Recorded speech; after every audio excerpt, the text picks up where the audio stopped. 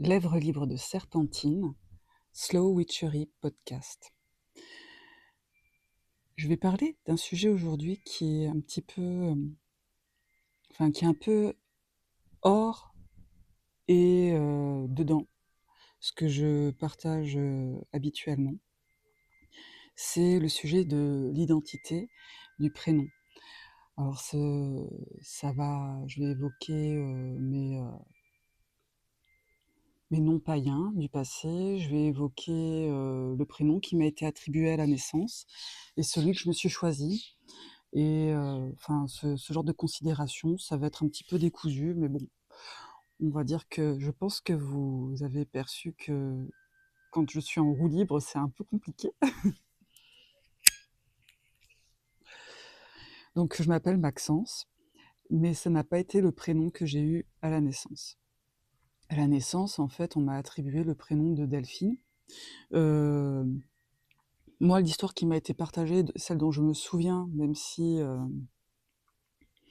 maintenant quand, je l'évoque, ça fait pas l'unanimité apparemment, j'invente, mais bon.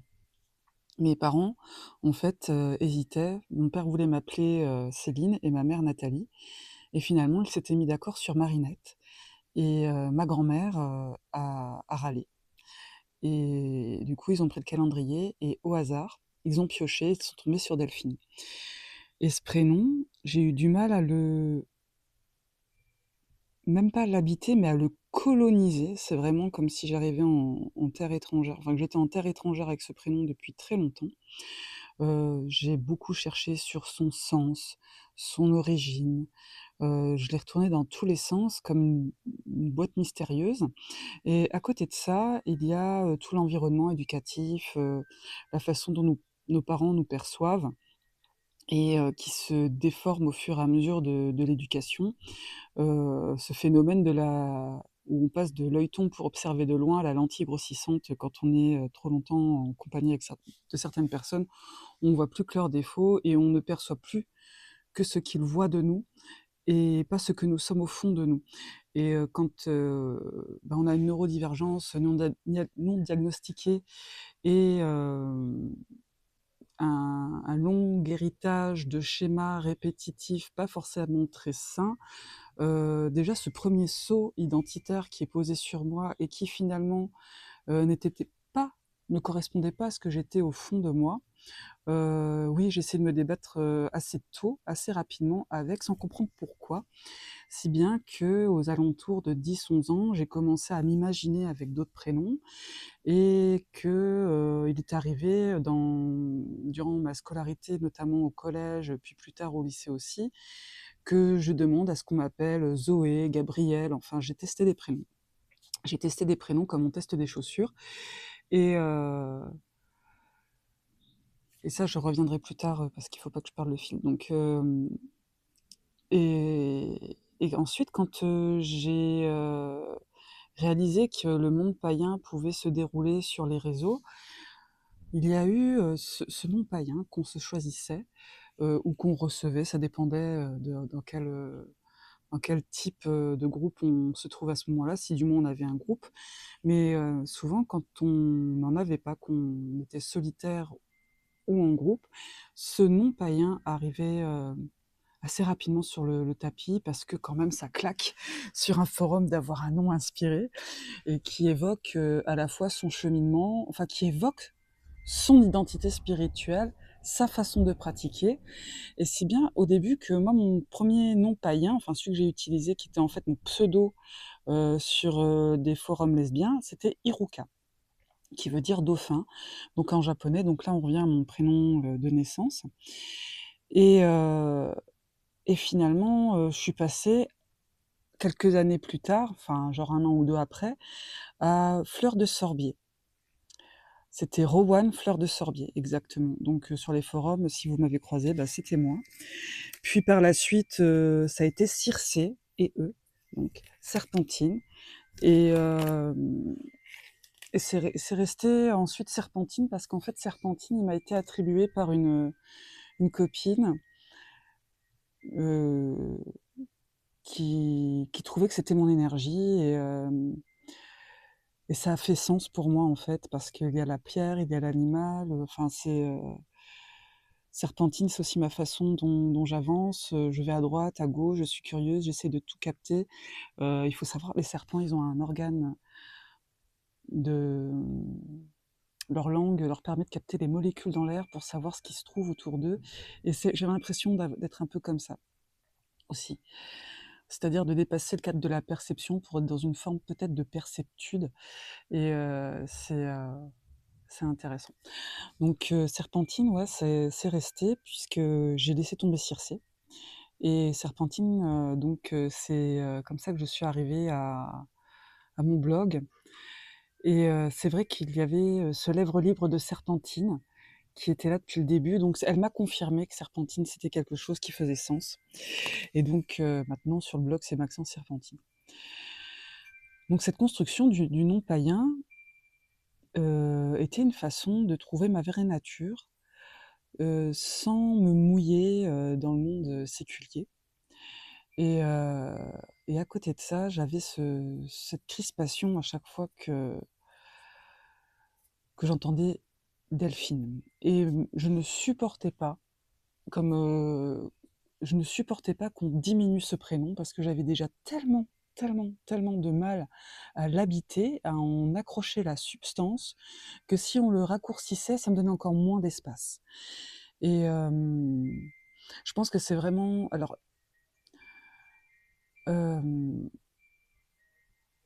c'est cet espace dans le prénom, je pense que c'est vraiment une perception neurodivergente, de son identité pour le coup, ou du moins la mienne, parce que ce prénom, c'était comme une veste qui gratte sans doublure, qui tient trop chaud l'été et pas assez l'hiver, enfin ça n'allait pas, ça n'allait pas, et donc j'avais ce vide identitaire, de prénom. Je n'avais pas de blason, je n'avais pas de symbole. Un prénom, c'est un peu un sceau ultime qu'on pose sur soi, qui sert à servir la porte principale qui donne accès à ce qu'on est à l'intérieur. Heu, c'est notre visage social.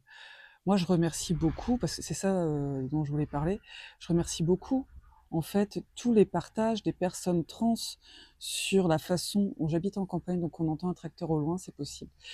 Sur tous leurs partages sur la façon dont ces personnes ont réussi à rejoindre leur réalité, leur authenticité, et du combat que c'est. Parce que moi, juste avec un simple changement de prénom, c'est, même encore aujourd'hui, il y a des personnes, et je sais, parce que je le sens, que ce n'est pas du tout malveillant, heu, sauf une fois, où ça a été fait de façon malveillante, et pourtant c'était par écrit, mais c'était tellement, je veux dire, lisible, que j'ai bien vu que c'était un couteau tendu vers moi, mais pour m'agresser, et pas pour que je le prenne pour, me tartiner une tartine, enfin bref. Et il y a encore certaines personnes qui l'utilisent mal. Mes parents n'utiliseront jamais mon prénom, celui qui fait sens pour moi. Mon frère non plus ne l'utilisera probablement jamais. Le père de mon fils, je pense que non plus. Mais bon, comment leur en vouloir? Je pense que c'est ça, c'est comment leur en vouloir, enfin du moins à mon échelle, d'avoir cet automatisme. Ça, ils m'ont connu pendant 45 ans sous ce prénom, et c'est 45 ans d'habitude, donc c'est presque un demi-siècle. Je peux pas leur en vouloir. Mais par contre, je ne peux pas m'empêcher de me crisper quand ils évoquent, quand ils me parlent, quand ils s'adressent à moi avec ce prénom. Donc ça me blesse. Mais bon, je m'y fais. Par contre, mes amis, mes collègues, de boulot, que j'aime beaucoup aussi, heu, ont réussi à faire le changement, font parfois des erreurs, mais parfois c'est souvent la blague, parce qu'il y a une proximité, émotionnelle, qui qui fait que bah, ça passe, en fait, ça passe. Je leur pardonne volontiers.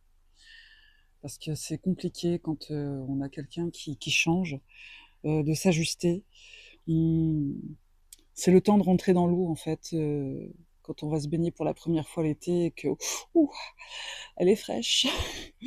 Mais j'ai envie de dépasser le stade du nombril. Donc, je pense que c'est à peu près ça. Et à un moment donné, on y est et c'est bon. Donc, il y a ce temps d'adaptation qu'on doit concéder aux personnes de notre entourage, surtout quand on voit qu'elles nous aiment et qu'elles font les efforts la plupart du temps pour aller vers cette adaptation et cette intégration totale de ce qu'on est à ce jour. Et pourtant, ce n'est qu'un prénom. On pourrait se dire ça. Mais ça signifie tellement. Il y a toujours le parallèle avec la vie spirituelle, c'est quand on a vu ces personnes qui dirigeaient des groupes, qui changeaient d'identité tous les 4 matins. J'ai une personne en tête, mais bon, qui changent d'idée tous les 4 matins, qui font un grand rebranding, qui affichent maintenant je suis machin. Enfin, c'est puis il y a un jour qui disparaissent. Et là, j'ai 2 noms maintenant qui s'affichent dans ma tête. Et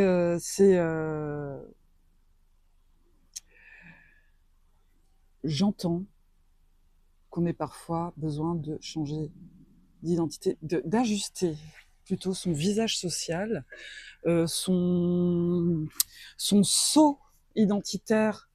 Je vais rentrer parce que le tracteur qui tourne, ça m'ennuie beaucoup. Son saut identitaire à ce qu'on est à l'intérieur. Et là, pour moi, changer de prénom, de prénom civil ou de nom païen, spirituel, a du sens. Et surtout, il a besoin d'être reconnu par la société, donc passer par le changement administratif, ou par le groupe dans lequel on évolue, donc de connaître se présenter formellement comme ça sur nos réseaux, ou de connaître une, une cérémonie, pourquoi pas, d'initiation, comme on peut avoir dans certaines traditions, et où à ce moment-là est attribué ou choisi un nom pour la communauté spirituelle. Et là, je sais plus ce que je voulais dire. Oui, il faut d'ajuster son prénom. Mais quand on commence à changer de prénom tous les 2 mois, je pense qu'il serait peut-être temps là de faire une pause et puis de considérer le fait de s'arrêter peut-être à celui qui nous a été donné à la naissance pour réfléchir dessus. Et d'arrêter d'annoncer des changements de programme tous les 4 matins parce que souvent, je pense que ce défaut d'alignement sur l'identité tant civile que païenne, ça peut signifier peut-être qu'effectivement il y a un inconfort mental, moral, qui sous-jacent, probable, qui demanderait à être pris en compte. Et voilà. Donc les répercussions du changement de prénom civil ou de nom spirituel euh, peuvent avoir lieu. Hein, c'est pas seulement un blaze qu'on qu'on comment dire, qu'on met à jour, comme aujourd'hui je suis en jean, demain je suis en robe, ça n'a rien à voir. Hein. Je vais pas changer de prénom à chaque fois que je change de tenue, par exemple.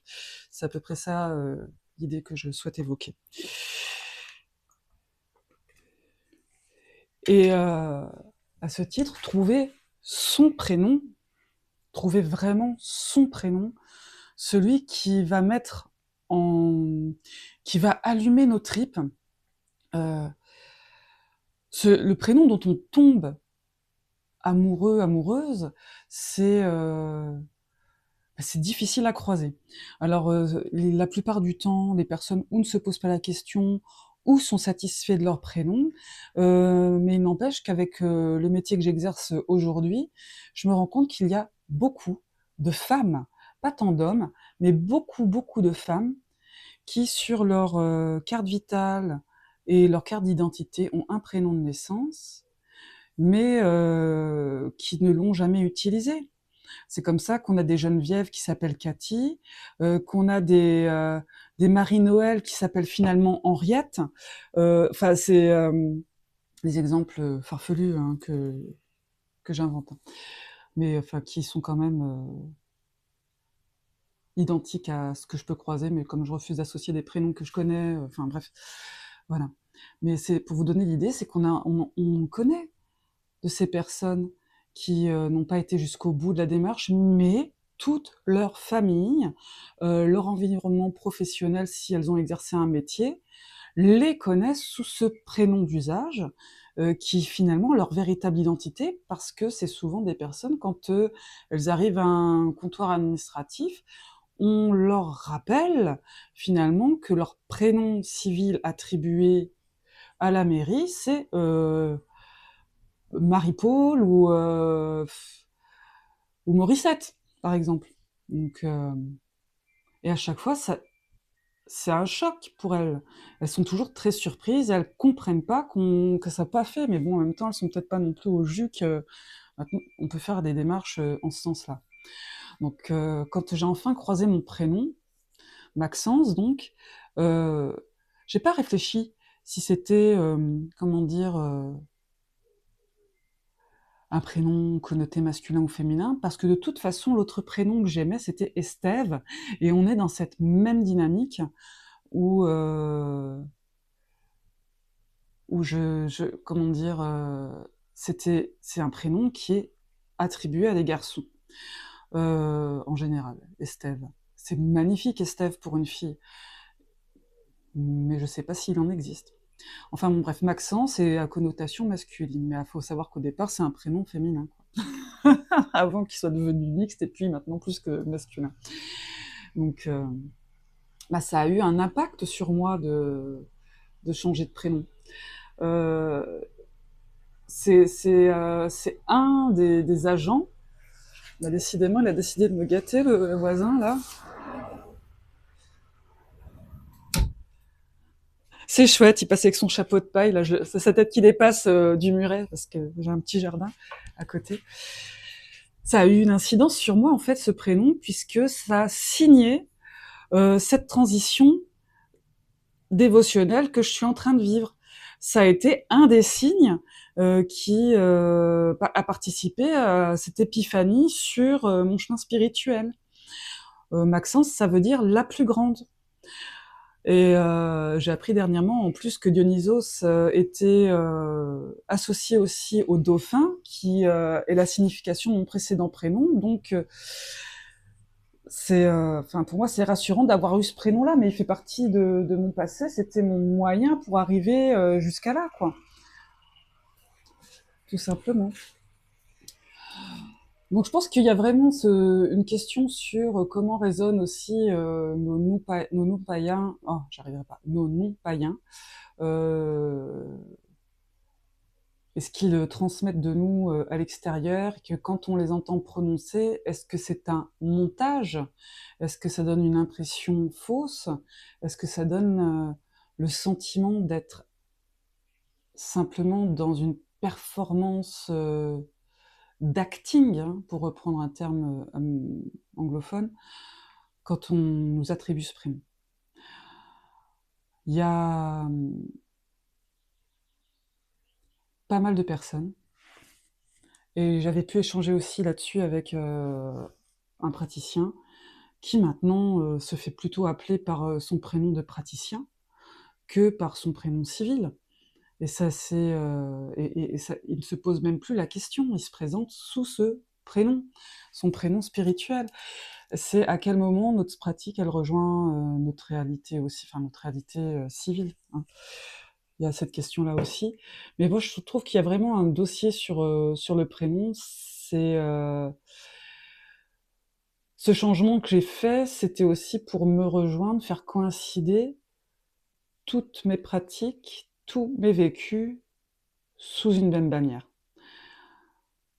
Vraiment. Et si j'avais vraiment voulu pousser le vice à l'extrême, je pense que j'aurais aussi fait rajouter Serpentine, mais je crois que ça ne serait pas passé à l'état civil. Enfin, quoique maintenant, je sais plus. Il y a peut-être des espaces possibles pour le faire. Enfin bon, moi ici, ils n'ont pas posé de questions. Je leur ai remis le dossier après qu'ils m'aient renseigné sur quoi remplir. Quelques jours après, j'avais l'aval de l'officier d'état civil et je suis allée au à la mairie qui s'occupe, d'éditer les papiers, d'identité parce qu'il y en a qu'une seule pour plusieurs ici et ça a été plié en quelques mois, quoi et ensuite les démarches donc là, actuellement, il y a que, la banque qui n'a toujours pas compris, que et pourtant je leur ai fourni déjà 2 fois. Là, c'est vraiment plus difficile, c'est la banque. De façon très surprenante, la banque, parce que pour tout le reste, ça n'a été qu'une simple formalité. Alors, ou j'ai une chance terrible, et si c'est ça, ça veut dire que bah, la mise au monde de moi-même par moi-même a été facilitée, prenait tout son sens, si on voulait faire une interprétation ésotérique de la chose, ou alors c'est juste que les personnes que j'ai contactées étaient compétentes et réactives. Ça, c'est un point de vue plus réalité, quoi. Donc, quand vous choisirez votre prénom païen, ou si vous avez choisi votre prénom païen et que c'était un prénom sous une première impulsion et que vous le regrettez, bah, prenez le temps de choisir quelque chose qui vous parle, ou laissez-vous vivre tout simplement votre pratique, et pourquoi pas garder votre prénom civil assorti d'une épiclèse, pourquoi pas, d'une forme d'épiclèse, d'épithète qui parle de votre chemin, et qui sera plus un adjectif, donc bah, puisque c'est un adjectif, qui va faire partie d'une qualité que vous souhaiteriez développer ou que vous avez acquise ou qu'on vous attribue le plus souvent. Euh, et, et de laisser venir ce nom spirituel à vous, comme si vous avez aussi envie de changer de prénom civil, d'attendre tout simplement un coup de foudre. Voilà. Après, il y a peut-être des cas qui nécessitent une rapidité et une urgence qui font qu'on a besoin de se redéfinir, et c'est tout de suite, et on y va, et à la limite, le prénom qu'on choisira à ce moment-là, c'est un prénom de feu, c'est un prénom de foudre, c'est un prénom de nécessité, de survie. Donc, ben faites au mieux, et le jour où vous vous retournerez pour comprendre quel cadeau contient ce prénom à ce moment-là, ben, n'hésitez pas à l'explorer. Voilà. C'était un peu long. Il n'y aura pas d'article écrit pour ce podcast, parce que c'est un peu dense, et je pense que c'est vraiment de l'ordre de la transmission orale, même si elle peut être répétée via le podcast. Mais il y a un côté transmission orale dans ce fait-là, et j'ai envie que les mots que j'ai prononcés se captent avec l'énergie que je place dedans quand je les verbalise. Donc, il n'y aura pas d'écrit, pour le coup. Voilà. Donc, je vous souhaite une excellente fin de journée, soirée, enfin là où vous en êtes. Demain existe encore. Et puis je vous dis à bientôt.